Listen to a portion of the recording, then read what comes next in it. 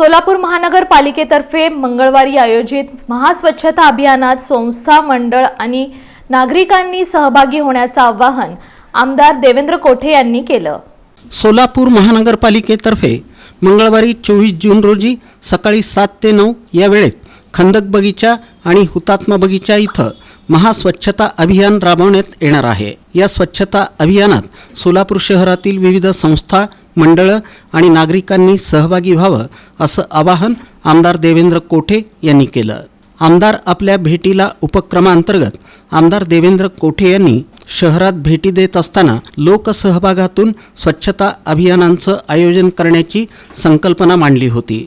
या संकल्पनेला विविध भागातील नागरिकांनी जोरदार प्रतिसाद देत या आवाहनात मोठ्या संख्येनं सहभागी होण्याची इच्छा व्यक्त केली होती। खंदक बागेतील भेटीदरम्यान नागरिकांनी तेथील दुरवस्थेची माहिती आमदार देवेंद्र कोठे यांना दिली होती।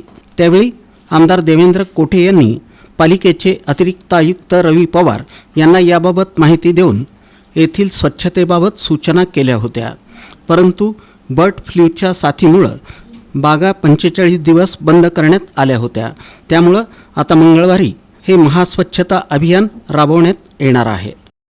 मंगळवार दिनांक 24 जून रोजी सकाळी 7 ते 10 या वेळेत सोलापूर शहरातील वीर सावरकर जलतरण तलावासमोरील खंदक बगीचा तसेच DCC बँकेसमोरील हुतात्मा बगीचेत महापालिकेच्या वतीने स्वच्छता अभियान राबविले जाणार आहे।